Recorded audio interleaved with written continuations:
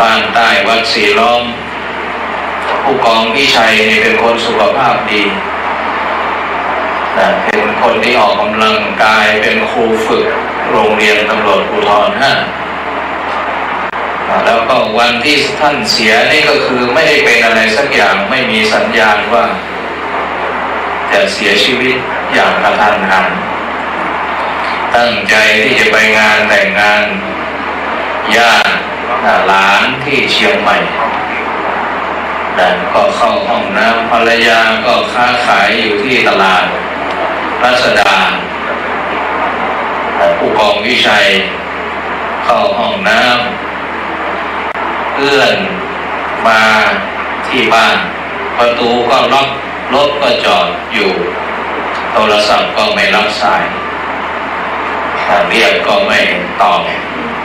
ก็เลยโทรไปหาภรรยาก็มาเปิดบ้านให้ขึ้นไปชั้น2ปรากฏว่าผู้กองวิชัยได้เสียชีวิตหัวใจล้มเหลวแต่ศรัทธาสาธุชนทั้งหลายเราอย่าคิดว่ารอให้เป็นอะไรก่อนถึงจะน้อมนึกแล้วก็เร่งเร้าให้ตัวเองทำความดี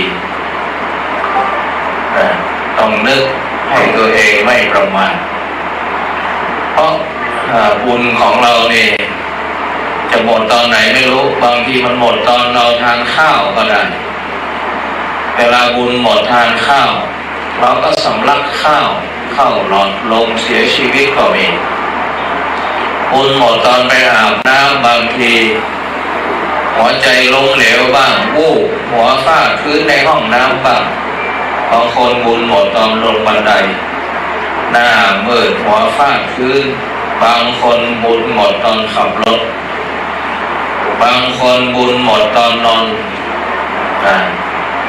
แล้วก็ที่เราเรียกว่าไหลตายดังนั้นความตายเนี่ยเวลาเรานึกแล้วก็นึกให้เราเร่งเราให้รีบทำความดีใช่แล้วความตายนึกแล้วให้มันบั่นทอน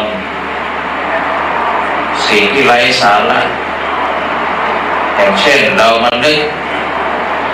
อาตมาไปอ่านประวัติของนักร้องเชษฐ์สมัยบัฟฟาโลเนี่ยเป็นนักร้องดังยุคนั้นนะเป็นมือกลองอันดับ1ของประเทศไปแสดงดนตรีคืนหนึ่งก็7-8ที่เงินคืนหนึ่งก็7-8 หมื่นถือว่าเยอะสมัยนั้นไม่สว่างไม่กลับบ้านเมาหัวนาน้ำนี่ตอนที่เขากำลังรุ่งนะเขากำลังรุ่งไม่ได้นึกถึงความตายอะไรนึกถึงสนุกอย่างเดียวแต่วันหนึ่งในขณะที่อายุก็มากขึ้นนะพาแม่ไปโรงพยาบาลขณะนี้นั่งขณะที่แม่เข้าไปพบแพทย์แล้วก็นั่งอยู่ข้างนอกห้องเดี๋ยวก็คนไข้ที่นั่งรถวีลแชร์ผ่านมาเดี๋ยวก็คนไข้นอนเตียงเขาเข็นมาเดี๋ยวก็คนตายผ่านมาเห็นแค่นั้นแหละมันสะกิดเช่นว่าเรานั่งนี่ไม่เวลาก็ไม่นานเห็นอาการของคนเจ็บคนตายสลับกันมาแล้วก็น้อมนึกความตายนี่แหละน้อมนึกถึงตัวเองด้วยนึกถึงแม่ด้วยว่าแม่เราถ้าเกิดอะไรขึ้นท่านคงจะอยู่กับเราไม่นานพอคิดได้อย่างนี้ตัดสินใจตัดใจขายโรงเรียนสอนดนตรีที่กรุงเทพมาอยู่กับแม่ที่ชลบุรีแล้วในที่สุดก็ที่มี40 กว่าไร่ก็เริ่มมาอยู่กับแม่เริ่มมาทำนั่นทำนี่ด้วยตนเองเริ่มมีความสุขเดี๋ยวนี้เช่นทำนาก็เอาข้าวไปแจกเหลือแจกก็ยังเอามาทำโรงทานตั้งแต่วันจันทร์ถึงวันศุกร์แฟนคลับก็เลยให้ฉา ายาเชษว่าเป็นนักเลงบุญเป็นนักเลงบุญเวลาข่าวคนยากไร้มีปัญหาอะไรเชษก็มักจะเป็นตัวตั้งตัวตีเหมือนกับบินบรรลือฤทธิ์ได้ศรัทธาสาธุชนทั้งหลายสอดคล้องกับพุทธศาสนสุภาษิตที่อาตมาภาพได้ยกขึ้นเป็นนิเทศบทว่าตัมโม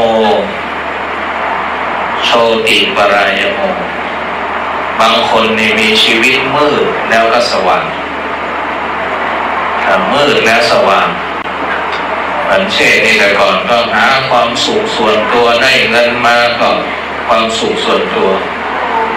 เดี๋ยวนี้แต่งเพลงก็แต่งเพลงธรรมะไปเล่นดนตรีก็ได้เงินไม่มากเหมือนแต่ก่อนก็จริงแต่ว่าเอาเงินเอาทองก็ไปให้องค์กรต่างๆที่เขาบำเพ็ญประโยชน์มีคนบ้าทราบข่าวว่าคนไหนเลี้ยงสุนัขเลี้ยงแมวเยอะเช่ก็มักจะเอาเงินที่ได้จากการเล่นคอนเสิร์ตไปสนับสนุนแม่ศรัทธาสาธุชนทั้งหลายว่ามนุษย์เวลาเราถูกสะกิดด้วยสัญญาณสัจธรรมโดยเฉพาะเรื่องความตายเรื่องความไม่เที่ยงแท้แน่นอนบางทีจากร้ายกลายเป็นดีบางทีโกรธเกลียดงอนกันหรือแม้กระทั่งไม่เคยใส่ใจพ่อแม่พอได้นึกถึงข้อจำกัดของชีวิตอย่างนี้บางทีทิ้งทุกสิ่งทุกอย่างแต่ก่อนเนี่ยอาจจะได้เงินได้ทองได้เงินเดือนมาอาจจะไปซื้อรถหรูซื้อของแพงๆว่ามีความสุขกับการซื้อความสุขเพื่อตัวเองไม่เคยนึกว่าแม่ชอบกินอะไรแม่ชอบเสื้อผ้าแบบไหนแต่พอสัจธรรมความไม่เที่ยงแท้มาสะกิดใจก็เริ่มกลายเป็นคนที่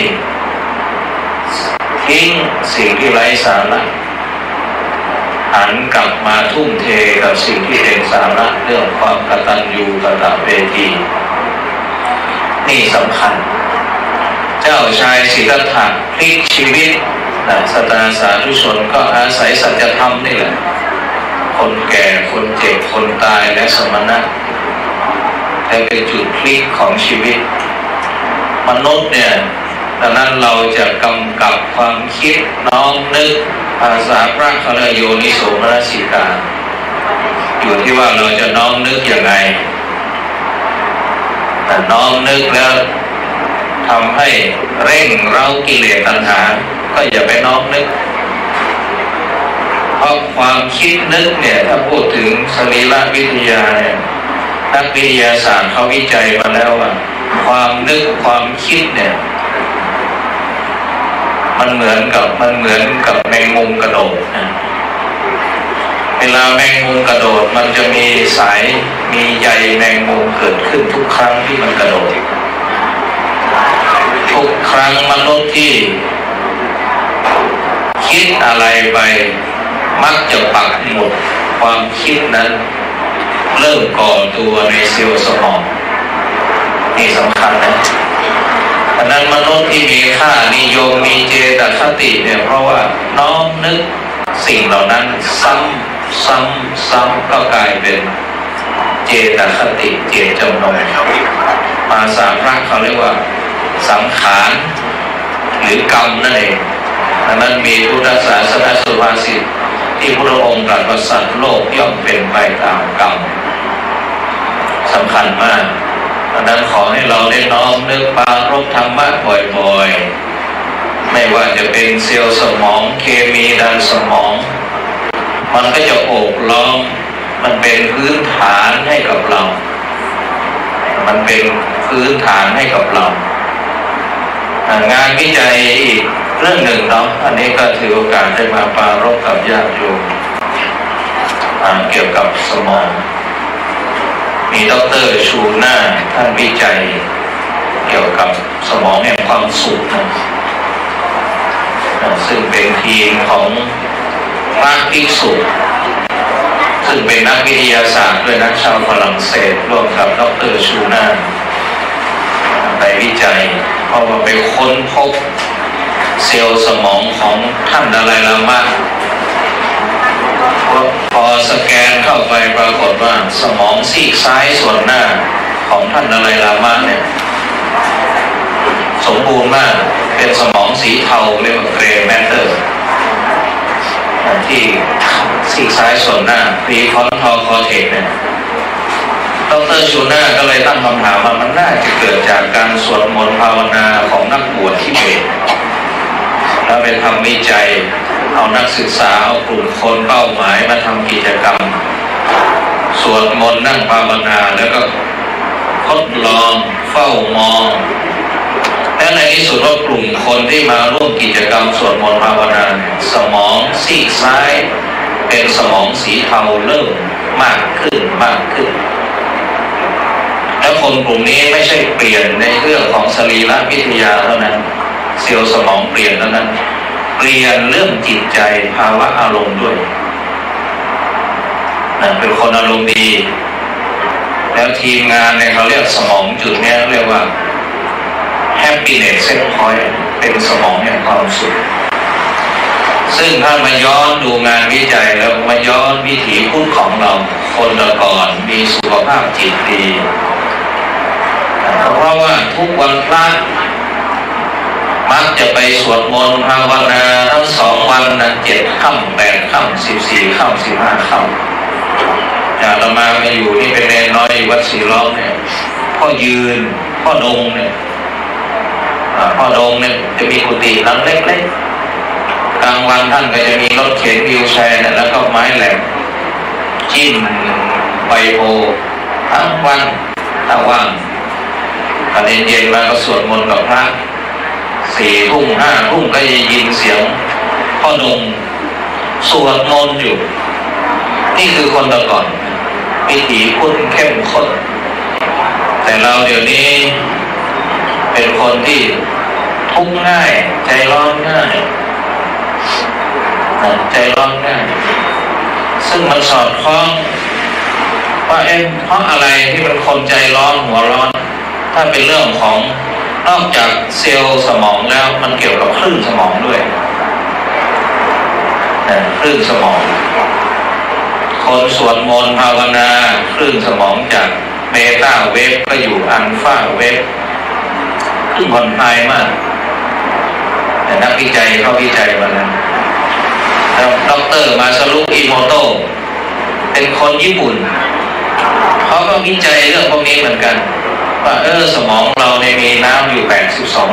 82% ให้การสวดมนต์เนี่ยมีผลไหมท่านก็เอาน้ำเนี่ยเขาเรียกว่า message from water ไปวิจัยดูลองสวดมนต์ใส่น้ำดูปรากฏโมเลกุลของน้ำเป็นระเบียบมากแล้วออกสีทองตอนนั้นไม่แปลกว่าทำไมเวลาคนสวดมนต์ภาวนาแล้วทำไมเซลล์สมองมันเปลี่ยนคลื่นสมองมันเปลี่ยนจุฬาลงกรณ์มหาวิทยาลัยเอานักศึกษา60 คนนะแบ่งเป็นผู้หญิง30ผู้ชาย30เนี่ยแบ่งเป็น15เอาไปสวดมนต์15ไปนั่งสมาธิปรากฏว่าก่อนสวดมนต์ก็จับคลื่นเคมีสมองออกสีส้มบ่งบอกถึงความเครียดความฟุ้งขณะที่นักศึกษากำลังสวดมนต์กำลังภาวนาปรากฏว่าเคมีสีส้มจะเริ่มหายไปมันบ่งบอกถึงเคมีที่เป็นลบเนี่ยมันก็ค่อยหายแล้วก็นักวิจัยเขาสรุปอีกว่าสมองเวลาเราสวดมนต์เนี่ยมันจะอยู่ในโหมดเขาเรียกอัลฟาเวฟเนี่ยมันเป็นซูเปอร์เลิร์นนิ่งนะที่อยากฝากคนที่เป็นพ่อเป็นแม่แต่ก่อนนี่เด็กเวลาเรียนหนังสือจำแม่นจำดีเพราะอะไรเพราะว่าได้สาธยายบทอาขยานได้สาธยายมันเหมือนโรงเรียนอัจฉริยะของญี่ปุ่นนะเวลาก่อนที่จะให้เด็กเรียนก็ให้เด็กอ่านหนังสือพร้อมกัน 3-4 หน้านี่เป็นการปรับโหมดสมองให้เป็นซูเปอร์เลิร์นนิ่งแต่เดี๋ยวนี้เราก็ไม่เข้าใจศาสตร์พวกนี้ แต่ก่อนครูอาจจะไม่เข้าใจศาสตร์พวกนี้เหมือนกันแต่อย่างน้อยให้ท่องสูตรคูณก่อนนะให้ท่องบทกลอนนะให้ท่องอาขยานนะแต่หารู้ไหมว่ากิจกรรมพวกนี้มันเป็นการปรับโหมดคลื่นสมองให้ผ่อนคลายเหมาะแก่การเรียนรู้แล้วก็ขอฝากสไตล์สาธุชนเนาะพุทธศาสตร์เดี๋ยวนี้วิทยาศาสตร์กำลังเฉลยรหัสที่พระพุทธองค์ได้ทรงแสดงและบรรพบุรุษของเราทำเป็นธรรมเนียมวิถีพุทธวิถีไทยวิถีธรรมแต่เราก็ทิ้งของเก่ามัวเมาของใหม่นะก็ขอฝากประเด็นพวกนี้เนาะยิ่งยุคนี้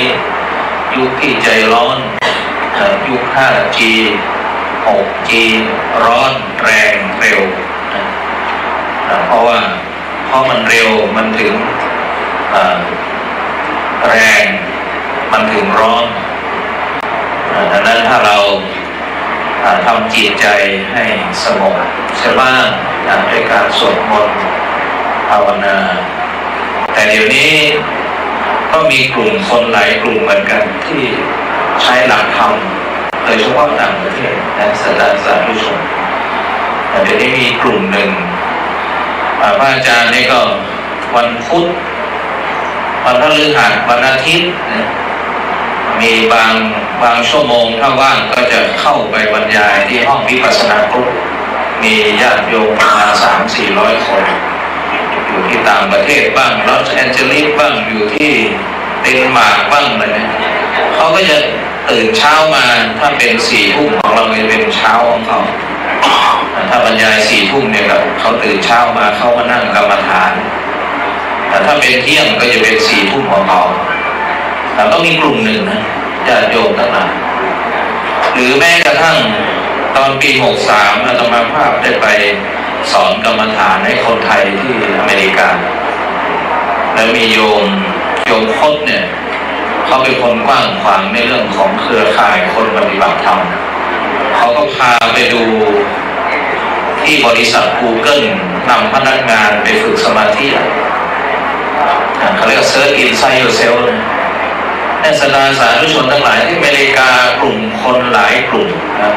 ที่สนใจในการปฏิบัติธรรมหรือแม้ผู้หญิงคนหนึ่งที่ชอบปฏิบัติธรรมอาจารย์ก็นึกชื่อไม่ออกชอบปฏิบัติธรรมที่ประเทศพม่าจนได้คำตอบชีวิตเดี๋ยวนี้กลายเป็นว่าพอเขามีฐานะเขาก็ใช้เงินนี่แหละเอาไปทำรถนั่งสมาธิเคลื่อนที่เขาเรียกว่า meditation studio ที่นิวยอร์กกำลังได้รับความนิยมอย่างเพิ่มขึ้นเรื่อยๆนะต้องจ่ายสตังค์เพราะนิวยอร์กเป็นเมืองใหญ่เวลาคนไปทำงานได้นั่งรถได้นั่งสมาธิไปด้วยต้องเสียค่า5 เหรียญต่อครั้งในอเมริกาเขากำลังนำสมาธิมาทำธุรกิจให้กับคนยุคใหม่วันนี้ก็อยากให้พวกเราที่ลืมวิถีพูดไปนะก็ลองทบทวนถ้าไม่มีเวลาก็ก่อนนอนก็มาลดความไม่แน่นอนของชีวิตแล้วก็ทำชีวิตให้มีความหมายสัก5 นาที10 นาทีจริงๆแล้วไม่มากแต่ก็มีผลนะจริงๆเวลาของเราเนี่ยมันมี1 วันมันมีตั้ง 1,440 นาทีดังนั้น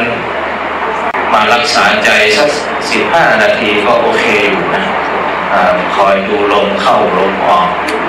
เป็นการคลีนอัพให้กับจิตที่ถูกกระแทกถูกความชอบความชังมาทั้งวัน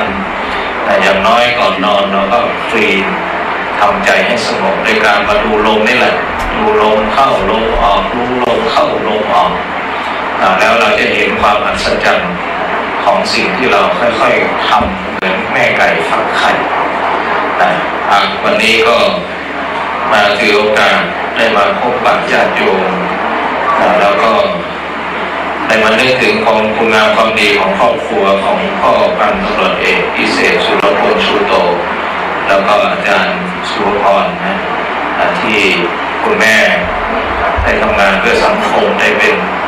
ประธานชมรมผู้สูงอายุได้ทำงานในเทศบาลในเขตเทศบาลนครลำปางเนี่ยก็ ขับเคลื่อนนิมนต์พระอาจารย์ไปสอนกรรมฐานตามชุมชนต่างๆเป็นระยะเวลามาหลายปีดังนั้นพอได้ทราบข่าวว่าคุณแม่ได้สูญเสียบุคคลผู้เป็นที่รักก็มาแสดงความอาลัยด้วยนะแล้วก็มาเพื่อบรรเทาให้คุณแม่ได้บรรเทาความเศร้าโศกความอาลัยด้วยนะอีกมินากตังบุญเกนะด้วยพลังอานิสงส์แห่งคณะเจ้าภาพมีสภาเครือข่ายกลุ่มผู้สูงอายุเทศบาลนครลำปางกองสวัสดิการสังคมเทศบาลนครลำปางปปจ.ชิโนไทย Engineering and Construction และเพื่อนบุญยวาสรุ่นปี 2530 ได้มาเป็นเจ้าภาพเพื่ออุทิศกุศลไปยังดวงวิญญาณของพ่อพันตำรวจเอกพิเศษสุรพลชูโตขอให้ดวงวิญญาณของคุณพ่อได้มาอนุโมทนาและมารับส่วนบุญกุศลเสวยเป็นทิพยสมบัติในทิพยวิมาน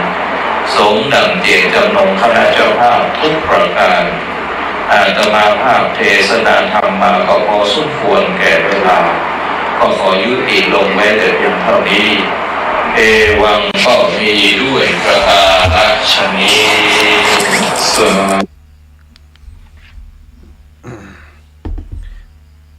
ศรัทธาญาติโยมฟังจบลงไปเนาะพอดีมีสายเข้ามาแม่วิอินแม่สาบซ้ำเบิงก็หับสายก็แล้วกันเนาะก็เป็นธรรมบรรยายศรัทธาญาติโยมหันว่ามีประโยชน์เนาะเกี่ยวกับมรณานุสติตัวท่านอาจารย์พระมหานุพดลสุวรรณเมธีเป็นพระนักเทศพระนักปฏิบัติพระนักกิจกรรมหลายอย่างเนาะปัจจุบันก็เป็นผู้บริหารของวิทยาลัยสงฆ์นครลำปางเป็นเจ้าคณะอำเภอวังเหนือหลายกิจกรรมหลายงานได้รับเมตตาจากหลวงพ่อใหญ่หลวงพ่อเจ้าคณะจังหวัดลำปางพระจินดารัตนาพรให้ดูแลเรื่องการเผยแผ่ตัวเองเจริญปอนแม่คำนวณกาบสาเจ้าโอ้เจ้าแม่ว่าขนาดเนาะได้ฟังธรรมะจากครูบาอาจารย์พอดีได้มีโอกาสไปโดยเปิดเลยบันทึกไว้เพื่อเหมาะขนาดแต่ว่ามันก็จัดต่อใดมันงั้นนี่นะมันพอดีอันเปิดอู้กันเสียงมันนี่มันบ่ได้อัดจากอันระบบติอัดแต่ๆนั่นแหมน่ะเสียงมันเสียงตั้งแต่ฟังได้อยู่เจ้าได้ฟังเขามาเช็คพอแล้วมันฟังได้เองก็เลยเอาแบ่งปันหน่อยเจ้ากำลังสาเจ้าสาธุปากันนอสาวสามเจ้าแม่อุ้ยอินแม่สาบเสมิงตันอยู่กะตันใครใจโทรมาแหม2 นาทีจะพักก่อนแล้วก็จะได้มาพบปะกันในช่วงต่อไป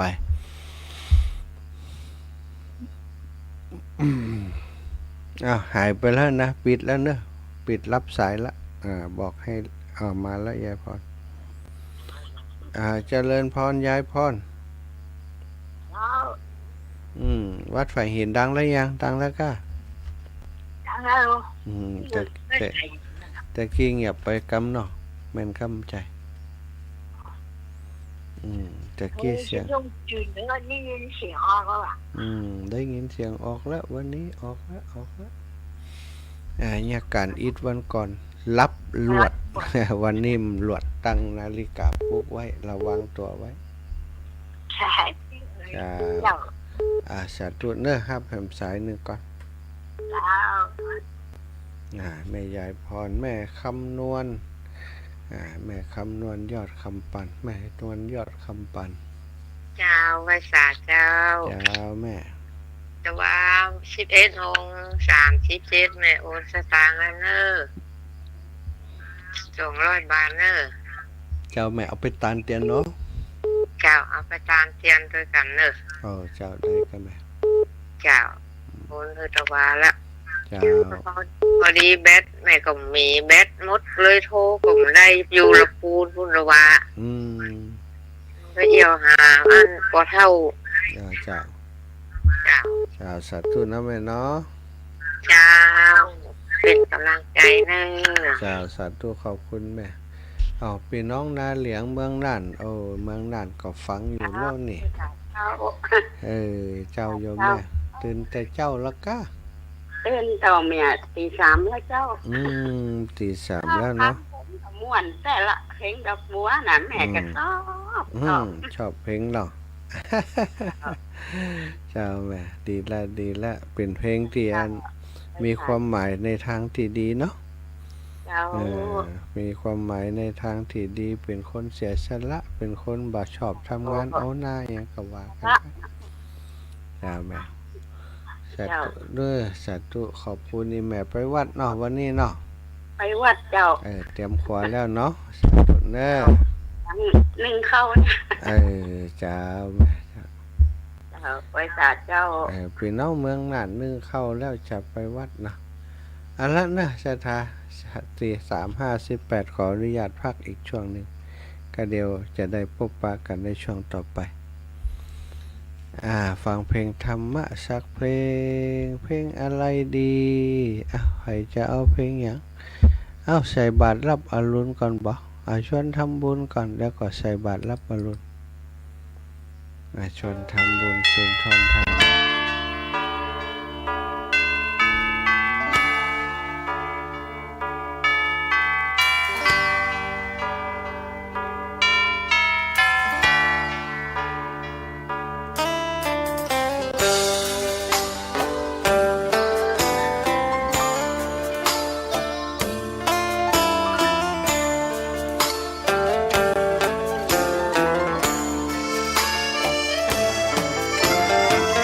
เชิญชวนทุกท่านเข้าวัดเข้าวาฟังธรรมะจากหลวงตาเสริมชีวาให้สุขสดใสยึดมั่นหลักธรรมคำสอนไว้ให้ขึ้นใจความดีรีบทำกันไว้หญิงชายอย่าได้นายนี้เชิญชวนทุกท่านเข้าวัดเข้าวาทำบุญด้วยจิตศรัทธาผลบุญพาให้เราสุขีจะทำการใดนำใช้ในสิ่งดีทำบุญให้ทานวันนี้ไม่มีใครว่าใครชังสมัยก่อนประทับใจปู่ย่าตายายวันพระไม่เคยเบื่อหน่ายจำได้ไม่ลืมสักครั้งเหตุใดวันนี้มีคนเข้าวัดน้อยจังอยากให้เหมือนก่อนอีกครั้งฝากความหวังกับคนรุ่นใหม่เชิญชวนทุกท่าน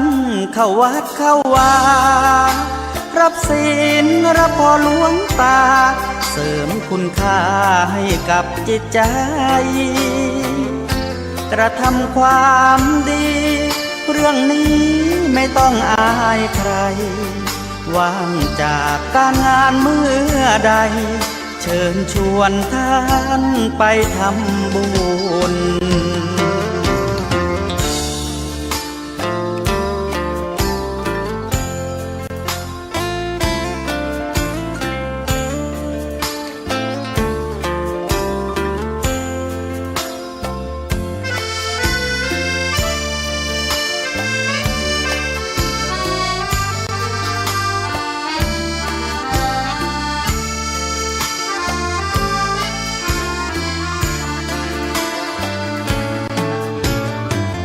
เชิญชวนทุกท่านเข้าวัดเข้าวารับศีลรับพรหลวงตาเสริมคุณค่าให้กับจิตใจกระทำความดี เรื่องนี้ไม่ต้องอายใครว่างจากการงานเมื่อใดเชิญชวนท่านไปทำบุญกระทำความดีเรื่องนี้ไม่ต้องอายใครฝากเพลงเชิญชวนหญิงชายอย่าอายเรื่องการทำบุญ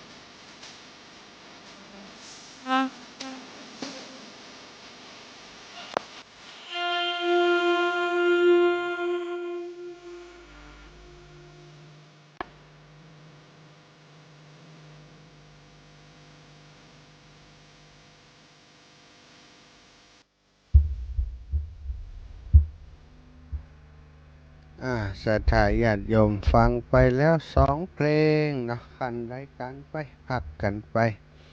เปลี่ยนบรรยากาศฟังธรรมแล้วก็มาฟังเพลงธรรมะเนาะศรัทธาได้คติเตือนใจเขาชวนทำบุญเนี่ยก็เป็นเพลงที่มีเนื้อหาในเรื่องของการชักชวนสร้างบุญสร้างกุศลเป็นตานะบารมีเป็นการสร้างบุญสร้างกุศลกับตนตัวของศรัทธาญาติโยมทั้งหลายเนาะใส่บาตรรับอรุณเพลินพรมแดนมีแต่เสียงอยู่กับเฮาตัวบ่อยู่แล้วศรัทธากายสังขารทำลายไปทำกาละหรือว่าตายไปแล้วแต่ทิ้งผลงานเป็นบทประพันธ์ก็ดีเป็นคำร้องก็ดีเป็นเพลงธรรมะอยู่หลายเวอร์ชันอยู่หลายเพลงหยาดน้ำตาพระอานนท์ก็ใจนะแล้วเพลงพระธุดงค์นะเพลงใส่บาตรรับอรุณนี่ก็มีแม่นของคุณเพลินพรมแดนก็เป็นนักเพลงนักบุญไปในตัวโดยศรัทธาญาติโยมรู้สึกปวดหัวนิดนะขออนุญาตศรัทธากรรมเนอะเดี๋ยวจะไปกินขอกาแฟสักแก้วก่อนเนาะขอสักกาแฟรู้สึกว่าจะปวดหัวศรัทธาขอฟังเพลงนี้ไปกัน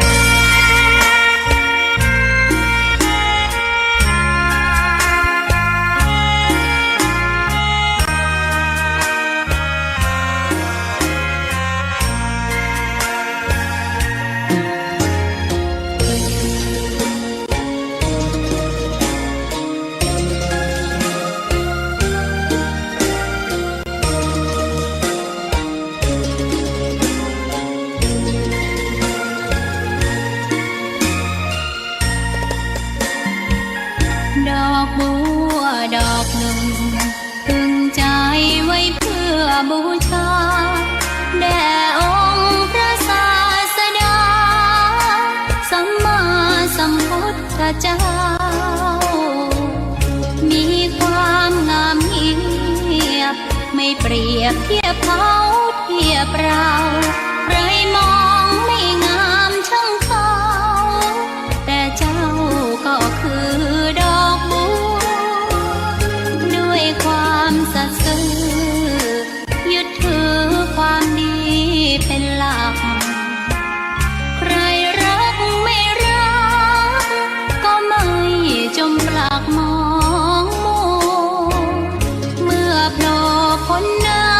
ำก็เห็นความงามในตัวไม่ยึดติดในตมชั่วขอเป็นดอกบัวดอกเดียวใครไม่มองว่าบัวงามเด่นแต่บัวก็เป็นดอกบัวทุกวันอย่างนี้ไม่อยากเด่นดังแต่มุ่งหวังในทางเด่นดีเกิดมาเพื่อสร้างบารมี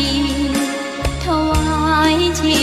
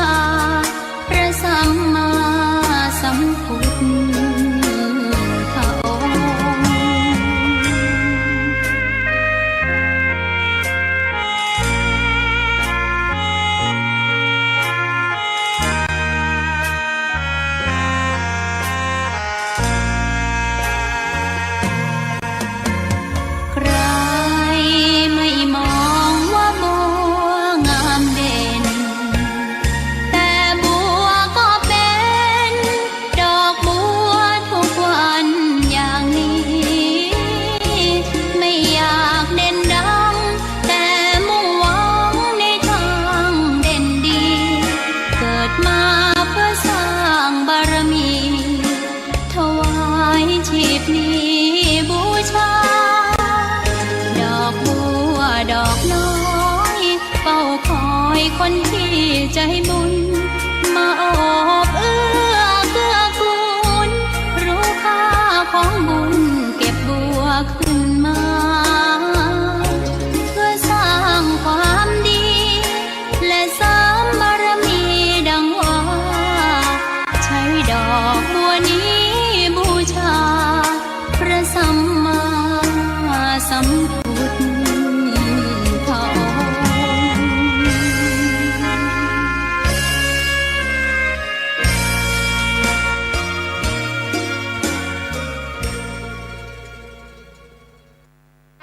ถ้าญาติโยม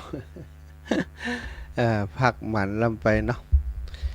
ช่วงนี้ทำงานนักซะท่ะทำงานตอนกลางวันนี่อันใจร่างกายนักไปหน่อยทำปลูกกระเบื้องมาเกือบอาทิตย์ละสถาเนื่องจากว่าได้รับการบริจาคกระเบื้องจากสถาญาติโยมมาแล้วก็ปืนศาลาและก็ปืนกุฏิสิริธรรมวิพัฒน์อนุสรณ์เทปูนไว้มีฝุ่นมีดินน้องหมูน้องหมาก็อยู่ใกล้นี่นะมันก็เดินเข้ามาเฮาก็เนี่ยการบัดแล้วสักเตือ จะปิดจะอันอย่างก็บ่ได้นะมันของมันวางเกะกะไปหมดก็เลยว่าจะหีบทำหมูนี่ขึ้นแล้วเฮียก็เลยเล่งทำที่แรกว่าจะจ้างช่างจ้างศาลามาช่วยมาทำโอ้เฮือเปิ่นมาตีราคาแล้วพอสตังในบัญชีกับราคาที่เปิ่นตีนะติดนี่แน่สตาง ถ้าจ้างเปิ่นมาเนี่ยก็จะต้องติดนี่กะมือศาลาเดี๋ยวก็จะตุกอกตุกใจมะนะมีนี่บ่ม่วนซะทะก็เลยว่าสตังที่มีอยู่ในบัญชีติสถาหายหอมมาพอเล็กๆน้อยๆนี้จะเอามาเป็นกระเบื้องกะวัสดุอุปกรณ์ต่างๆกระเบื้องกะปูนกะยาแนวกะอย่างมูนี่เอาส่วนการแรงนั้นก็จะทำเองปูเองแล้วก็จ้างคนที่เปิ่นมาช่วยก้นปูนเหี่ยพ่องอย่างพ่องบ่มีไผก็โกนคนเดียวติ้วคนเดียว ก็เซตไปเยอะละสถาเซตไปส่วนที่สำคัญก็เซตไปเยอะตอนนี้ก็ขึ้นมาปูที่ศาลาศาลาที่ศรัทธาญาติโยมเคยมาทำบุญกุฏิเนาะศาลาตรงที่เขาทำกิจกรรมทำพิธีกุฏิกำลังปูได้เกิงอยู่วันนี้ก็อยากจะทำให้เสร็จอย่างใดก็จะพยายามทำให้เสร็จแต่ตอนเจ้านี่ก็ซ้ำจะไปงานเห็นนะสถาเจ้านี้จะไปงานเปิ่นบวชป่าสืบชะตาป่าที่บ้านหัวฝายต่างผู้นำชุมชนเปิ่นนิมนต์มาก็ทำไปเนาะเปิ่นก็นิมนต์นั่นน่ะ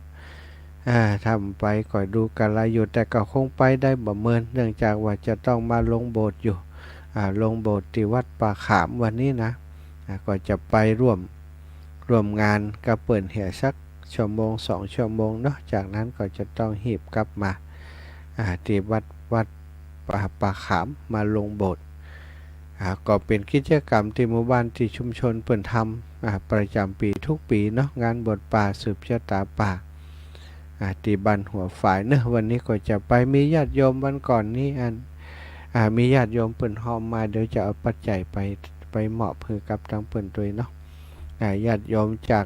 แม่ขจรสารพีพร้อมครอบครัวที่เชียงใหม่เนาะเปิ่นฝากหอมมา100 บาทกันอย่างเนี้ยนะเดี๋ยวจะดูในบัญชีแห่งกรรมก็จะไปร่วมกิจกรรมแล้วก็กลับมาไปลงโบสถ์แล้วก็ปิกมาตอนบ่ายนี่ก็ลุยแหมต่อเจ็บหลังเจ็บเอวหมดสถาอายุมันบัดน้อยไปถึงวันเนาะ มันแก่ไปถึงวันโกนปูนติ้วปูนตักซ้ายก็อย่างก้าคนเดียวนี่มันก็แป้แหงอะละเหมือนกันแต่อย่างใดก็ตามนะการงานทำไปมันก็เสี่ยงไปมันก็มุดไปมันจะออกมาอย่างน้ำบ่อ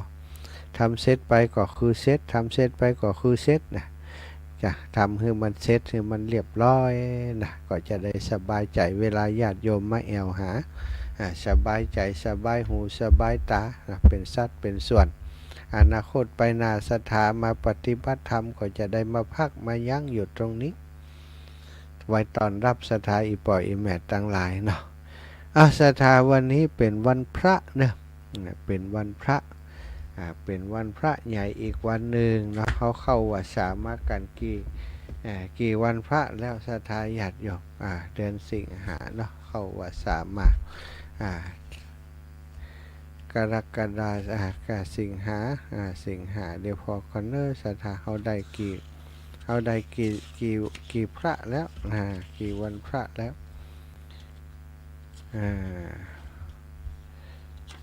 กรกฎาสิงหาคมเข้าพรรษามา1 วันพระ2 วันพระนานวันพระที่31 2 3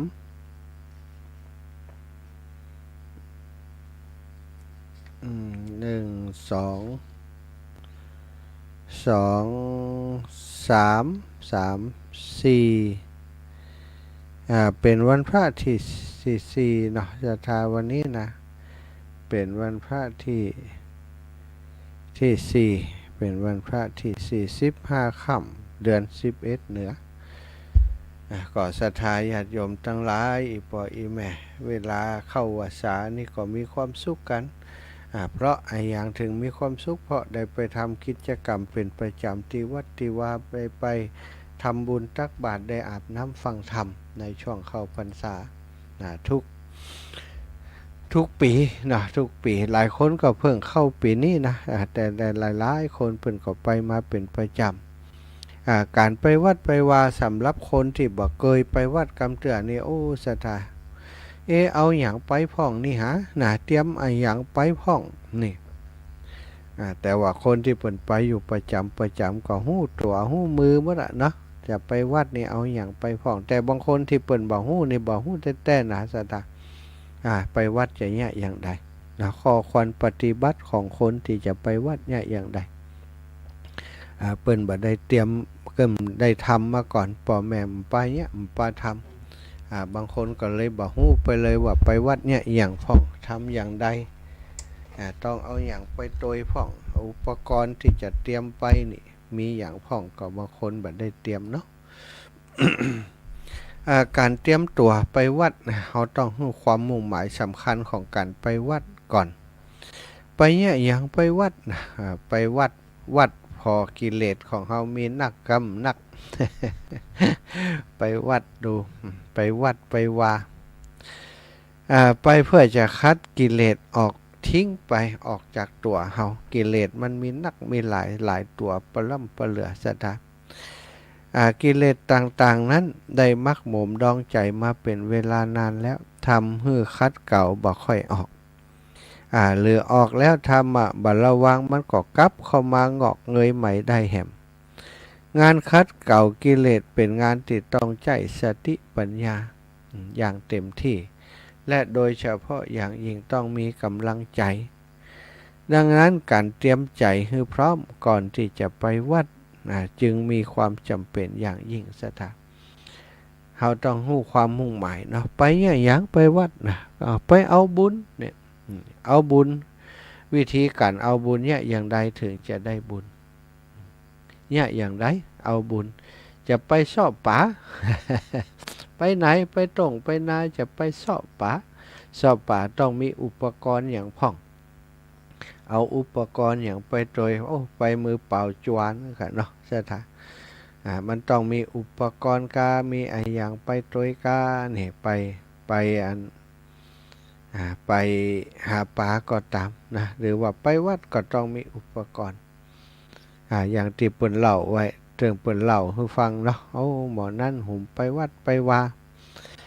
ถ้าวันพระวันนี้ไปวัดใส่ชุดขาวนะกำสลุงเหี้ยเขาตอกดอกไม้เขาต้มข้าวหนมไปวัดเป็นแล้วก็เดินส่วนต่างกันก็เปื่อนเป็นประจำหมอนี่ไปวัดหมอนั่นไปโต่งไปนาไปเสาะปูเสาะป่าทำไมหู้ว่าหมอนั่นไปโต่งไปนามันเสาะปูเสาะป่าคนไปวัดมันก็แต่งตัวใส่ชุดขาวหรอใส่ชุดขาววีผมแปะไว้เอาน้ำจุบผมแหววีผมเรียบร้อยไปวัด เปื่อนแหมคนเอาแหวางบายเหีย ของมัดเอวเหียสไปถงเหียเอาแหยองบายเหียเดินสวนกันหิงไปไหนบ้าไปวัดว่าหิงไปไหนไปตอดแหเบ้ยนี่ล่ะบ่นั่นไปเสาะป่าไปตอดแหไปจอมเบ็ดอย่างก็ว่าไปนะสวนกันเป็นประจำบ้านอยู่อันคนละมุมกันวัดอยู่ตรงกลางหมอที่หาป่าหล่องใต้หมอที่ไปวัดขึ้นเหนือจะไปวัดเนาะส่วนทางการคิงไปไหนก็ถามกันอยู่เป็นประจำหู้อยู่แต่ก็คนเฮาเป็นธรรมดาปะกันมาเจ้ากินข้าวไงแล้วกาปะกันมาตอนกินข้าวตอนแล้วกา ปะกันมาแรงกินข้าวแรงแล้วกาเนาะธรรมดาของมนุษย์คนเฮาจะต้องหาเรื่องถามกันเป็นการทักทายโอภาปราศัย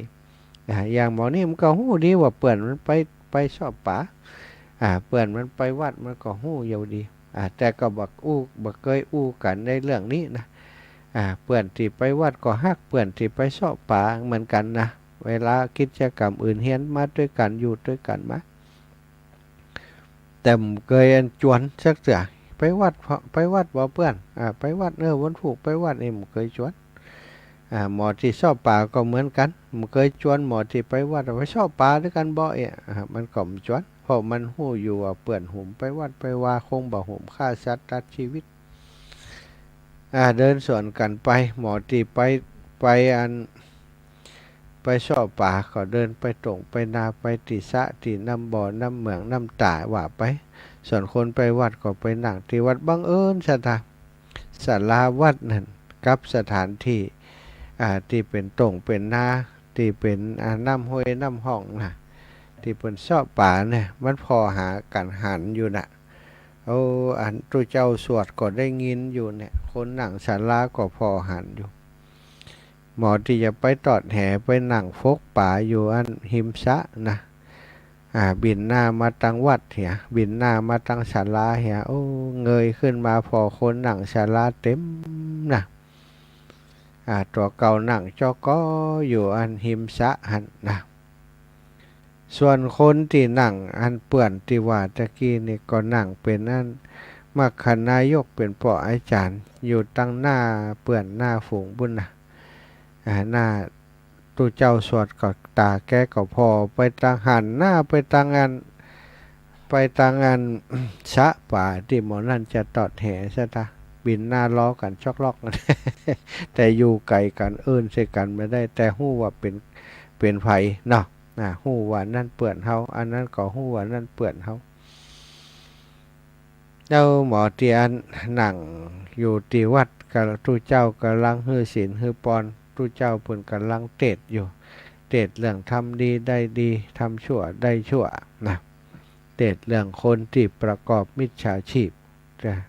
ต่างๆอาชีพที่มันเป็นอาชีพที่บ่ดีอาชีพที่ผิดการฆ่าสัตว์ตัดชีวิตการผิดศีลผิดธรรมต่างๆนะหมอนี่ฟังไปละปานาติปาตาเวละมณีนะกึดเติงหาเปื่อนเลยเปื่อนเฮาเนาะตั้งแต่มันใหญ่มานี่ก็รู้สึกว่ามันนี่ฆ่าสัตว์ตัดชีวิตตลอดเสาะปูเสาะป่าวันบัดใดขาดบัดใดมันจะเข้าวัดเข้าวาเหี่ยพ่องเนาะจะเข้าวัดเข้าวาอย่างเฮาเดี๋ยวนี้อายุ50ปลายเพื่อจะ60แล้วยังหุ่มฆ่าสัตว์ตัดชีวิตเหมือนเดิมอยู่นี่มันถึงจะตกนรกแน่เปื่อนเฮานี่ล่ะสีเลนะสุขติงยันติสีเลนะโภคสัมปทาสีเลนะนิพพุติงยันติตัสสมาสีลังวิโสทะเยนะมันตึมได้อย่างก็เปื่อนสักอย่างหมอเปื่อนเฮานี่นะเนาะพอตำนี้เปื่อนเข้าวัดเข้าว่ากันทึดไปหนังจอก็อยู่หิมซะตอดแหอายเฮาเปื่อนตะแต่ก็ใจลึกๆก็นึกอินดูมันเก่าอินดูมันเป็นคนอยากคนจนพ่อแม่มันก็แก่เท่าก็อินดูแต่ว่าก็ตำนี้ในใจนะวันพระวันศีลก็เว้นเหี่ยฟองมันอย่างล่ำเหลือบานี่เนาะ ทุเจ้าเตดพอฟังอย่างบ่เข้าใจป้อมบ่ฮู้เรื่องศรัทธาเพราะใจนี่ไปอยู่ที่ปุ่นหิมซะพุ่นน่ะ ที่หมอนั่นอันจะตอดแห่พุ่นน่ะตาพอไปปุ่นเขากองปุ่นตอดแห่คาชัดแห่หมอหาว่าแล้ว ใจตาก็อยู่ปุ่นใจก็อยู่ปุ่นเนี่ยศรัทธาส่วนตรงกันข้ามหมอที่อันหนังอยู่ขอบสระหันนะศรัทธาหนังอยู่ขอบสระกำลังจะตอดแห่นะก็ยังติว่านะพอมาตั้งวัดโอ้มาน้อยอกน้อยใจตัวเก่าเฮานี่เนาะอายุป่านนี้ละย่ำได้เข้าวัดเข้าวาโดยเปิ่นกำเตือถึงวันนี้ทำเสาะว่าหากินลูกเมียก่อมได้กินพ่อแม่ก่อมได้กินไปเสาะฮับจางอ่างบายก่อมมิจะไปหูไปยะยังเฮาก็เป็นคนหากินหมานเหี้ยหากินหาปูหาปลาได้มาเอาไปขายซื้อข้าวซื้อปลาเลี้ยงป่อเลี้ยงแม่เลี้ยงครอบครัวเลี้ยงลูกเลี้ยงเต้าบ่ได้เขาจะปนวิบากนี้บ่ได้ลูกเต้าจะใหญ่บ่ได้เนาะป่อแม่จะได้อยู่สุขสบายถูกหวยรางวัลที่1เหี่ยกำให้เนาะจะได้ทำบุญสุนทานได้กินได้ทานได้เปิ่นอยากจะไปนั่งอย่างเปื่อนเฮาแต่เนาะอย่างมางามแต่ว่าหันชุดขาวลงงามแต่ได้ยินเสียงตุเจ้าเตดอยู่เสเลนะสุขติงยันติเปิ่นตึงบอกว่ารักษาศีลแล้วจะมีความสุขจะมีสุขติเป็นที่หวังเฮานี่บ่ได้ไปรักศีลโดยเปิ่นเลยก็อยากจะรักษาศีลให้ครบเฮานี่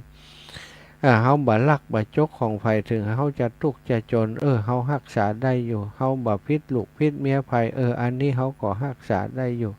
เฮาบ่อู้โจกอู้หลายไผพูดจาโกหกหลอกลวงพูดปดมดเท็จเฮาบ่กินเหล้ากินยาอันนี้ก็เข้ามดโลนี่เฮาก็ได้กึ่งแล้วรู้นี่แต่ข้อหนึ่งเฮาตึ้มป่นเฮายังประกอบอาชีพอย่างอยู่ก็คงป่นสักเตือบ่ครบสักเตือศีลบ่ได้จะครบนะใจกึดไปอย่างอันสถาตาก็อยู่ศาลาเบิ่นน่ะปรากฏว่าวันนั้นตอดแห่ตึ้มได้อย่างวะสถาตอดแห่ก่อมได้กินปูกินปลาอย่างสักอย่างเนาะตอดแห่ก่อมได้เหียก็กลับไปบ้านมือเปล่าเนาะใจนี่ไข่ชั่วแห่แล้วก็ไปวัดพุ่นนะใจแกนะใจแกอยู่วัดไปเห็นแล้วนะวันนั้นเลยบ่หมานสักคำว่าที่เขาว่าปะทุเจ้าปะโคนเท่าอันไปวัดเนี่ยตึ้มหมาน ความจริงเปิ่นใจแจ้งแต่ว่าใจของเฮานะเนาะมันละอายใจโดยทั่วไปมันเกิดขึ้นในใจของเฮานี่บ่ได้เปิ่นบ่ได้ใส่ของบ่จะมนต์คาถาอย่างใส่นะเป็นความกังวลของเฮาเองแต่ว่าส่วนใหญ่ก็จะโทษภายนอกโทษคนเฒ่าก็โทษทุเจ้าก็เอกอันเป่ากระถาใช่เฮาหากินอย่างป้มได้ สถาหมอที่อยู่กลางตรงกลางนาจะตอดแห่อยู่ใจอยู่วัดส่วนหมอที่อันอยู่ที่วัดนี่ใจอยู่ตรงอยู่นาตำนิติเตียนอีกคนหนึ่งนี่ใจสรรเสริญเยินยอเปื่อนเฮามีบุญคนตั้งหลายใส่ชุดขาวหนังบนศาลามีบุญเฮานี่อาภัพบ่มีบุญอย่างเปิ่นวันหนึ่งของผู้ข้าได้มีบุญอย่างอันวะศรัทธาญาติโยมบ่ฮู้เหตุผลกลใดเนาะกลับไปบ้านบ่ได้หยังก็เสาะพักฮักไม้มาต้มมาแกงให้ป่อให้แม่กินแล้วก็ไปไถให้ไถนาตามปกติบ่ได้พักส่วนเปื่อนนั้นก็กลับมาบ้านมาจองลวกผ้าลวกควายแล้วก็ไปตรงไปนาเหมือนกันนะศรัทธาบางป่าเหมาะข้อดีอย่างใดบ่ฮู้แจ้งมั่มเจ้าแห่งวันหนึ่งได้ข่าวว่า2เปื่อนฝูงนั้น2เปื่อนฮักกัน2คนนั้นได้ตายไปในคืนนั้นวะตายในคืนนั้นตายพร้อมกันในคืนนั้นเมื่อตายแล้ววิญญาณของคนเฮาศรัทธาธรรมชาติธรรมดาก็ต้องล่องลอยไปเนาะล่องลอยไปแล้วก็ไปหายมผาบ้านพวกเอาเสื่องสองขาเปื่อนนี่ เอาไปปะใส่กันกลางตางแหมโหคิงกับมาก็ คิงกับมาก็บะ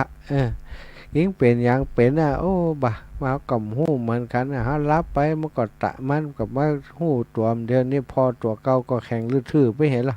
เขาถ้าจะตายแล้วเนาะก็นั่นแฮะอีน่ะตายแล้วยังหูจ้ะปะกับปะกันไปปะไปอันตยต่างไปนะต่างมันกับหมู่ไปหาอันยมพบาลยมมาทูตกันไปถึงปุ๊บ ยมมาทูตก็เอาเสนำเอาอันบัญชีมากัง เอาบัญชีมากัง เอานายแก้วดูเอานายอัน นายแก้วนี่อันไปตังเพศเนอะเอาตังเพศไปไหนลงนรกวะผมไปวัดตลอดนะท่านยมมาทูตแล้วนายคำไปตังเพศไปตังเพศมันยังแจ้งเรื่องนี่ตังเพศมันไปสวรรค์วะแจ้งเรื่องนะหนทางสะอาดมดจดจะไปสวรรค์ส่วนหนทางที่จะไปลงนรกมันตึงแดงปะลึงเสตาห้อนไม่ไอ้หมอแก้วนั้นก็สงสัยว่าผมนี่ทำบุญสุนทรทานได้กินได้ทานตลอดแล้วอย่างใดที่ผมจะไปนรกนี่แกก็ถามอย่างอันนะ ยมพบาลก็เอามาอ่านเอาอันบัญชีมาอ่านนี่เธอนี่เคยด่าป่อด่าแม่เคยตำหนิติเตียนพระสงฆ์องค์สังฆเจ้าไปวัดไปวาจิตใจเธอบ่ได้อยู่ในวัดในวาศาสตร์สอดสายไปหาตำหนิติเตียนคนอื่นมีคำมีนี่เธอเคยด่าป่อด่าแม่เคยมีก็เคยขับแต่มันก็เมินมาแล้วลูกเธอนี่เป็นคนบ่ดูแลป่อแม่นี่อันก็มีลูกหลายคนลูกเขาดูแลผ่องผมดูแลผ่องผมก็เอากับข้าวกับป่าไปให้เกาลูกแต่เธอมันบัดสม่ำเสมอเคยด่าป่อเคยด่าแม่อันนี้ก็เป็นวิบากกรรมเธอนี่ศีลข้อ5นี่เธอรักษาศีลไอ้อย่างได้พ่องไหลไปไหลมา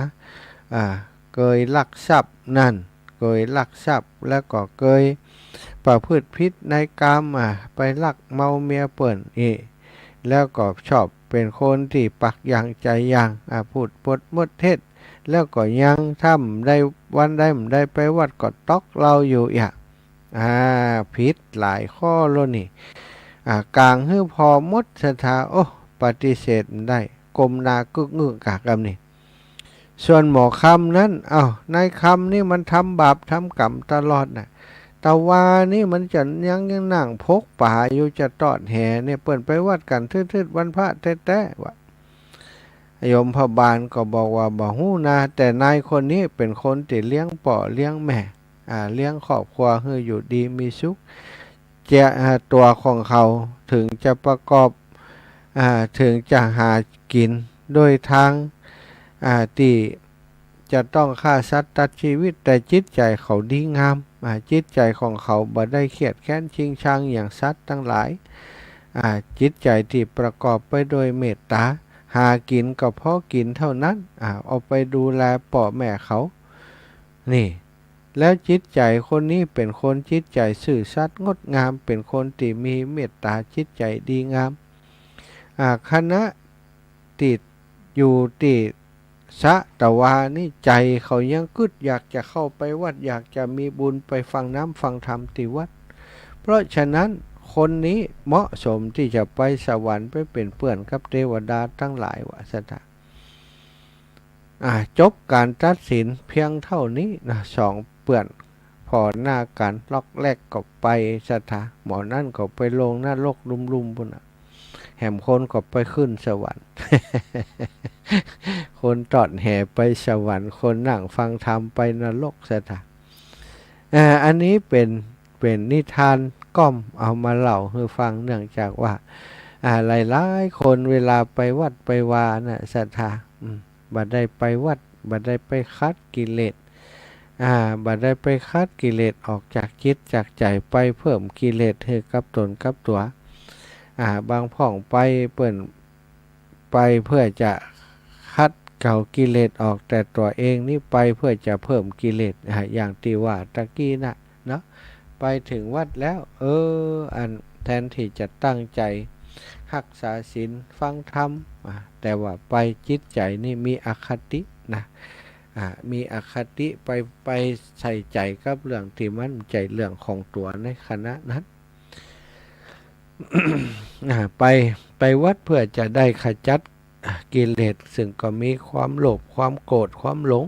ความตณีทีเหนียวต่างๆวิธีขจัดสิ่งหมู่นี้อันเป็นโลภะก็คือความโลภความอยากความตณีนี้ก็คือใจการหื้อตานไปเขาก็หื้อตานหาคนนั้นคนนี้นี่สถาตานหาป่อหาแม่หาพี่หาน้องบางเตือก็บาได้ตานอย่างอันแต่ละว่าใส่เข้าบาตรก็คือการทำทานให้พระสงฆ์องค์สังฆเจ้าได้มีอาหารครบฉันไปวัดจะใจบ่คับแคบความหยาบกระด้างก็หายไปบ่ยึดมั่นถือมั่นกับทรัพย์สมบัติอย่างต่างๆนะบ่ให้มันมีอิทธิพลเหนือจิตใจ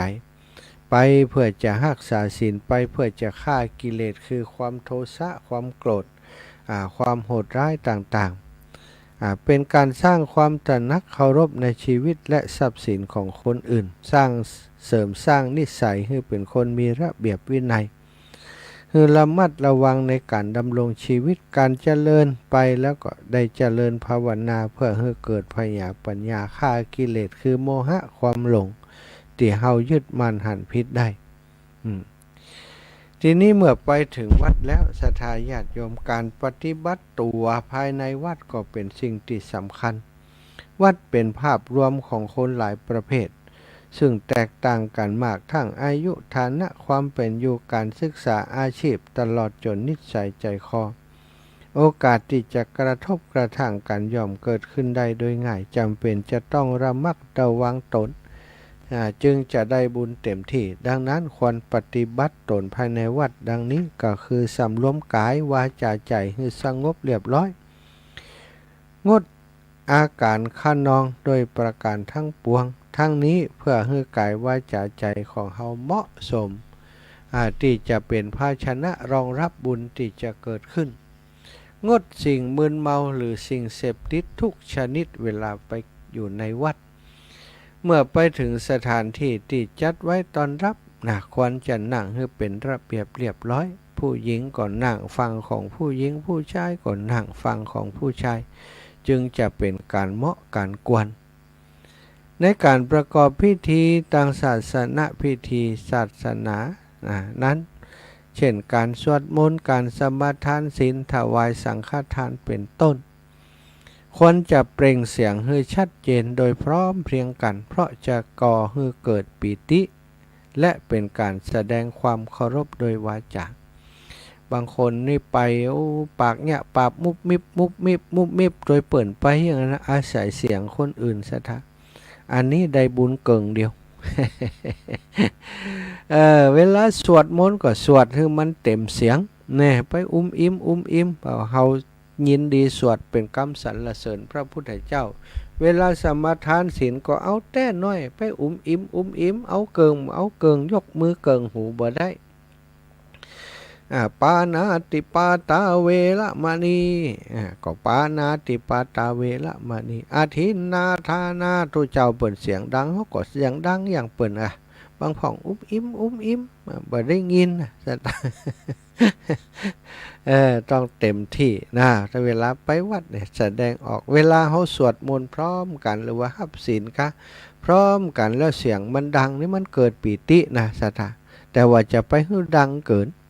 บางคนนี่จะแข่งเสียงกันเขาจะต้องดังกว่าเขาอันมันกับบ่งามสัทธาให้ระวังดังเหมาะพอดีเนาะสิ่งที่ทำให้คุณข้องมองใจเช่นอากาศร้อนก็ดีเวลาไปวัดเนาะพัดลมก็มีตายเอาไปจมอยู่หันขจบข่าวอากาศร้อนก็หิวก็หายก็กะเลียอาการที่บ่เหมาะสมของคนบางคนก็ที่เขาชอบนะการบ่ได้รับความสะดวกในเรื่องต่าง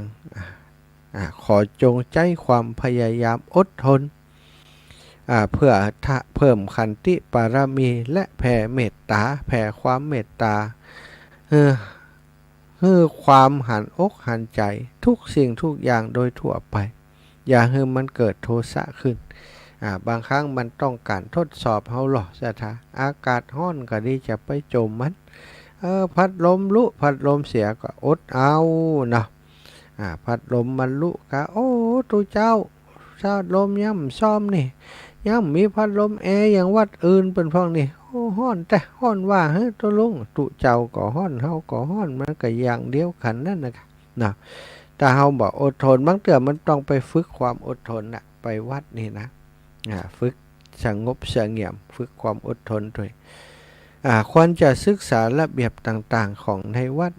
ถามนู่นถามนี่ว่าวัดนี้เป็นเนี่ยอย่างใดนี่เมื่อไปถึงวัดก็ควรจะกราบพระประธานเป็นเบื้องต้นก่อนที่สำคัญก็คือเวลาไปวัดนี่ต้องบ่ส่งเสียงดังซะนะบางผ่องเนี่ยโอ้อูกันนี่ตัวเจ้ามาก็ยังเศร้าอยู่นะแปลกเหมือนกันเวลาบางคนนี่ไปขนาดเปิ่นปั่นศีลอยู่นี่ยังกี้ขี้ข้างกันอยู่อีนี่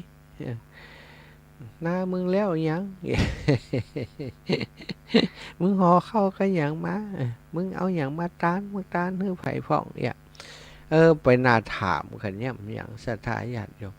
อู่กันเรื่องโน้นเรื่องนี้หู้กันจนสุดบ้านหัวบ้านหางบ้านไผ่อย่างหู้มัดนะไปหู้ที่ไหนที่วัด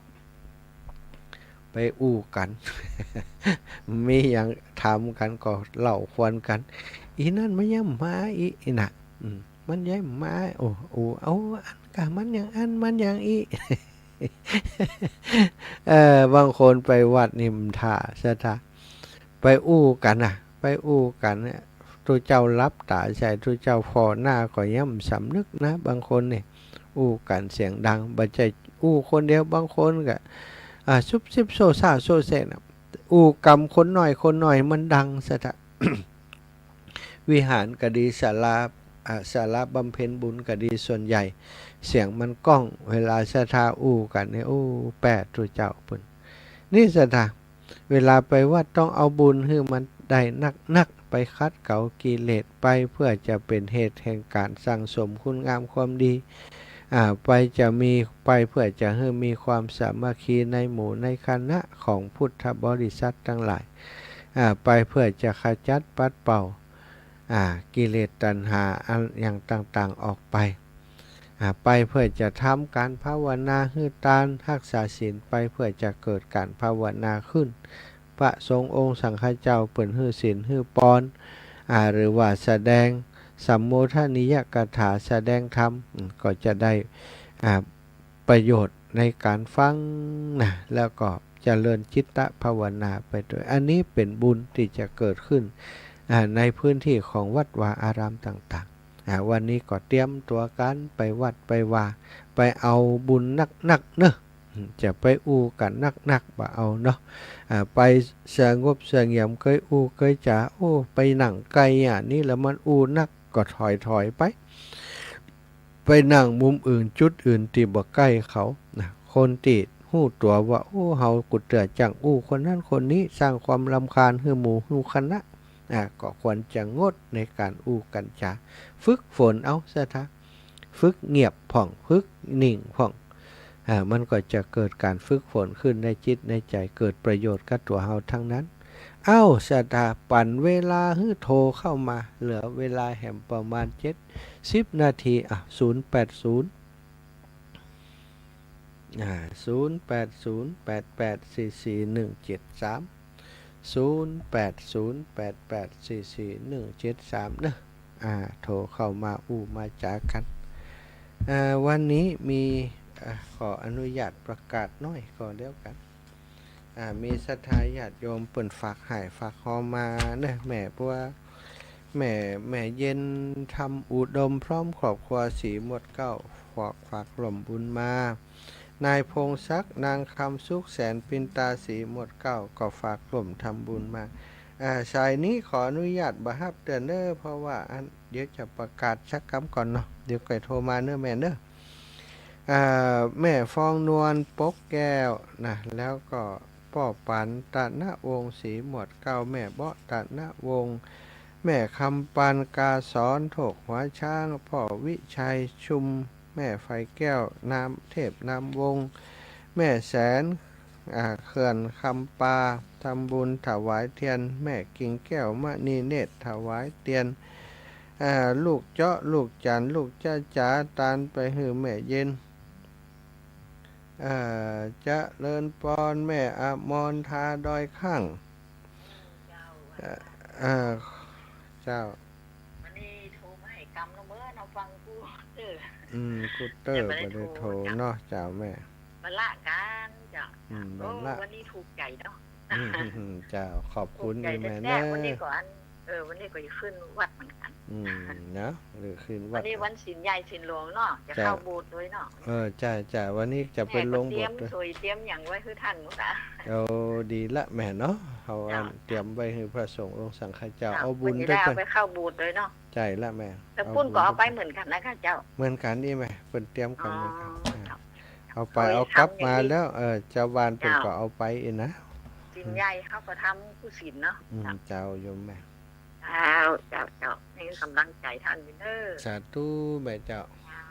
ไหว้สาแม่อามรทาดอยข้างครอบครัวนางสมบูรณ์มโนชัยเนาะถวายเตียน500 บาทป่อจำปันนางสมบูรณ์มโนชัยถวายกัจจันสมชาติใช้ในกิจสงฆ์ครอบครัวป่อจำนันมโนชัยถวายค่าอาหารพระสงฆ์ที่เดินทางไปตานเตียนแห่ม500 สัตว์ทุเนออนุโมทนาบุญมาแล้วอีป่อพี่น้องนาน้อยป่อนั้นประเสริฐ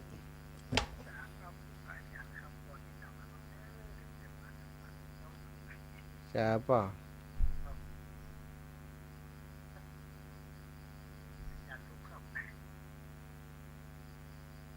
อุดเลยป่ะ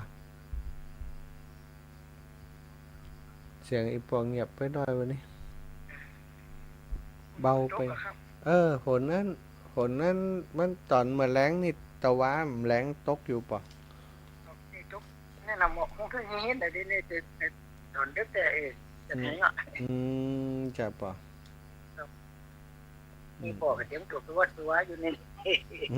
จะไปวันก่อนเนาะป่ะเนาะมีเปลี่ยนไปหาปางก็กล้าปล่อยวังปล่อยทุกอย่างครับสาธุนะป่ะเนาะสาธุบุญรักษาอีปอเนื้อละออนก็สบายดีเนาะป่ะเนาะละออนก็สบายอยู่ครับออกวัดสาลาพระเจ้าแล้วจะไปแอวเมืองน่านเนื้อป่ะเด้อครับดีต้อนรับครับสาธุเข้าไปสาธุป่อเจ้าเจริญปอนพี่น้องเชียงใหม่แม่ศรีวิไลเจ้าสาธุเจ้าฟังแล้วยังทุลุงว่าเต้มาเจ้าเนาะจังนั่งเจ้าเคยวัดตัวบางทีแต่นะเจ้าเนี่ยของอาศัยไปอู้กันในวัดนั่นอยู่บ้านได้อู้กับไผเศร้าน่ะเนาะเป็นตาดิม่วนก็ยังนกเข้าหางไปที่ไหนก็รับบุญเหมือนกันนะเจ้าแม่เจ้าเจ้าบุญรักษาแม่เด้อแม่ยาเล็กเจ้าตอนลูกระวังพวกไม้เจ้าทำนะที่กัดเมฆแต่ละเจ้าไปกัดเมฆเนาะวันผูกไม้เจ้าไปกัดเมฆแล้วก็ไปกัดเมฆเราจะสดมาถกหัวจ้างแล้วก็จะปีกไปรวมกิจกรรมเปื้นตีอันวัดบ้านหัวฝายไหมเจ้าไปหัวฝายบ้านกล้วยก็วันไหนเจ้าหัวฝายบ้านหัวฝายบ้านกล้วยหัวฝายนี่ไหมเจ้าแต่ไปกัดเมฆก่อนก็เจ้ากัดเมฆก่อนแม่จะไปถึงห้านกี่โมงกันน่าก็ว่า6 โมงครึ่งเจ้าได้เจ้าเจ้าแม่ทำไมจะไปหอมจะไปทำเปลี่ยนนะกับไม่ได้ไปแอลตัวเนาะเปลี่ยนใจได้นะแม่มันเปลี่ยนเจ้ามันไก่แต่มันหลายวันผูกหายแม่ซุกเลยเนอะ เอาแต่แหละไปบอกแม่ผู้ก่อนเนาะ เจ้า เจ้า ได้บอกเพิ่นกันเจ้าแม่ เจ้า สาธุโยมแม่เล็กปวลีอินสุวรรณแม่ญาติเล็กศรัทธาญาติโยมเนอะมีนางอาลีนายสมคิดชัยสารเนี่ยตานไปหานายสลาวุฒิชัยสารน้องเปาแม่บัวบ้านเมืองยาวแม่ไหลแม่ไหลเจริญปอนพี่น้องนาบัวโอ้นอนอยู่ในมุ้งอยู่พุทธุถูกใจนะถูกไม่หวัดเลยนะของกำพันนะ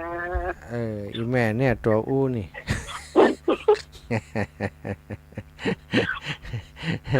ฝึกนะฝึกยั่งพ่องนะฝึกยั่งอู้พ่องนะไปอู้นักถ้ากว่าเมียาสบายดีอย่ามอนสบายดีก่อนสบายดีไม่อยากอย่ามอนบอกเปิ้นเด้อตุลุงตุอันตุเจ้าถามหาไปงานศพทุกคนตะวันน่ะไว้เจ้ามาสั่งกำแพงรถทางรถไฟฟ้าไปเจ็บเป็นเย็นอุ่นอย่างหมาตดใช้สบายก็บอกกิมเด้ออุ้ยมอนนะ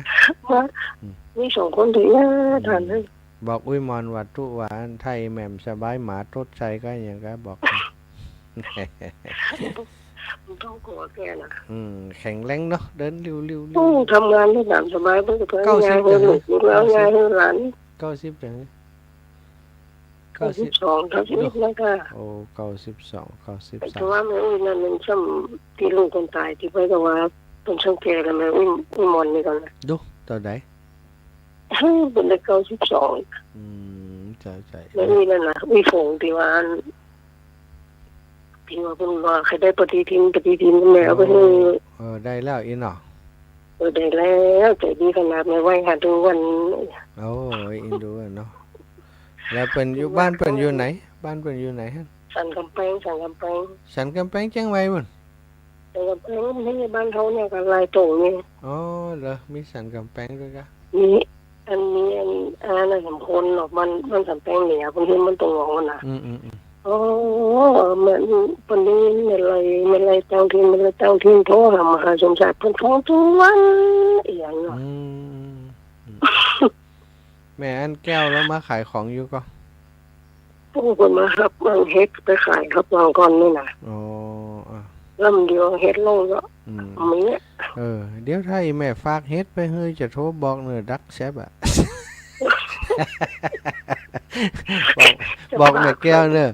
แก้มมันขาจะใครอยากแกงเฮ็ดนี่มันได้แกงสักอย่างมันน่าเขามากินจอมากครับกินจอแล้วนะแหละผูกกะผูกนี่นะเอาสาธุนะน้ำร้อนเลยเนี่ยขอบคุณอีแม่เด้อวันสวัสดิ์เจ้าถ้าเดินทางไปทานเตียนทำบุญเตียนนี่ก็ขอเดินทางปลอดภัยนะเจ้าแม่เจ้าสาธุเจ้าเป็นกำลังใจนะเจ้าแม่สาธุศรัทธาพี่น้องต่างเมืองฝางเด้อพี่น้องญาติโยมต่างเมืองฝางแม่จงดีเชื่อกันทานนัดหมายมานี่ว่าตีหนึ่งวันที่23นะออกเดินทางออกเดินทางจากเมืองฝางนะตีหนึ่งต่างเมืองฝางออกเดินทางเจ้าพี่น้องเมืองฝางก็เตรียมตัวเตรียมใจเนอะรับเพื่ออิ่มเมื่อเวลาจะไปไหนมันบอกใครรับเนาะศรัทธาอย่างวันนี้นะจัดรายการวันนี้จะจัดรายการมันรับยิบยิ้มนะมันเหนื่อยตัวเนาะเนี่ยการเหนื่อยอิดแล้วก็มันพะวงว่าจะกว่าจะรับหลวดอย่างกุด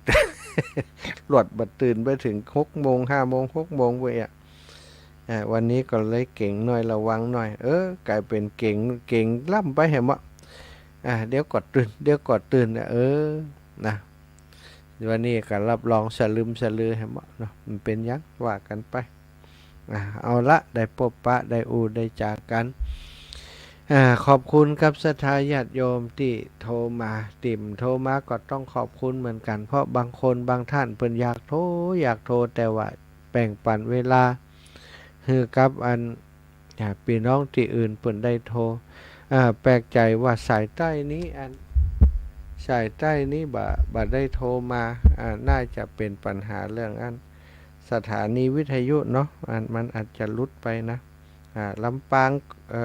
แม่ยาเล็กปาวลีนี่ฟังจากไหนมโหสงสัยจะเป็นจากเนี่ยก็แม่ยาเล็กปาวลีอีแม่ลำปางวิทยุดังก่อดังค่ะดังอยู่ละอันใจได้ดังดีเจ้าแม่ชัดเจนดีเจ้ารู้ว่าอย่างกับกันดีไปวัดนี่วัดไหนมาที่โอ้กันเนาะอีแม่นะกะอีแม่มันโมอยู่ข้างหลังนี่แม่นั่งหน้าแม่มิกูแหละมิกูกับอู้ก็รู้เจ้ากะกับอู้ก็รู้เจ้าเลยก็รู้เจ้าถามมากับปากเลยรู้เจ้าถามกันดึงทั้งรู้มีแม่อุ้ยคนนะเวลาตู้เจ้าเต็ดแต่นะตู้แต่นะตู้อีแม่จะไปแต่หนามันนะเขาตกใจหมดแต่อีแม่ถึงว่าทุกข์ใจสาธุนะแม่เวลาหมดเวลาละเจ้าแม่เพ็ญคนสู้ชีวิตลารายการด้วยแม่เพ็ญกันแล้วกันแสงไฟเลยไฟแสงตาแสงไฟสว่างตาแสงธรรมะสว่างกายสว่างตาได้แสงไฟสว่างตาได้แสง3เจ้า98ก็ต้องชัดเจนเลยเจ้าสาธุขอบคุณแม่เจ้าจะเริ่มสุขจะเริ่มทานอยู่ดีมีสุขกันทุก